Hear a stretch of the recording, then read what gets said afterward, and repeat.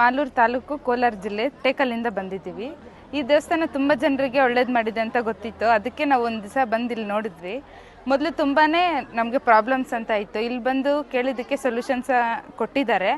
ಇಲ್ಲಿ ಬಂದು ನೋಡಿ ವಾತಾವರಣ, ಸ್ವಾಮೀಜಿ ಹತ್ರ ಮಾತಾಡಿ, ಮನೆ ಕಡೆ ಎಲ್ಲ ಅವರು ಬಂದು ನೋಡಿ ಮನೆ ಕಡೆ ಯಾವ ಥರ ಪ್ರಾಬ್ಲಮ್ಸ್ ಇದೆ, ಇದಕ್ಕೆ ಸೊಲ್ಯೂಷನ್ಸ್ ಏನು ಅಂತಲೂ ಹೇಳಿದ್ದಾರೆ. ಸೊ ಇವಾಗ ನಮ್ಗೆ ಮನೆ ಕಡೆ ಎಲ್ಲ ಬೆಟರ್ ಇದೆ. ನಮ್ಮ ಹೆಸರು ಪವಿತ್ರ ಅಂತ, ಇವ್ರು ನಮ್ಮ ಯಜಮಾನ್ರು ಅಶೋಕ್ ಅಂತ.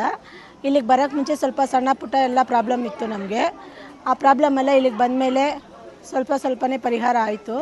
ಮತ್ತು ಅಣ್ಣವರು ಅಲ್ಲಿಗೆ ಬಂದಿದ್ದರು ನಮ್ಮ ಮನೆ ಕಡೆ ಬಂದು ಏನೋ ಪ್ರಾಬ್ಲಮ್ ಇದೆ, ಏನೋ ಮಾಡಿಸಿದ್ದಾರೆ ಅಂತಂದರು. ಅದೆಲ್ಲ ತೆಗೆದು ಮತ್ತೆ ಕರೆಕ್ಟಾಗಿ ಮಾಡಿದ್ರು.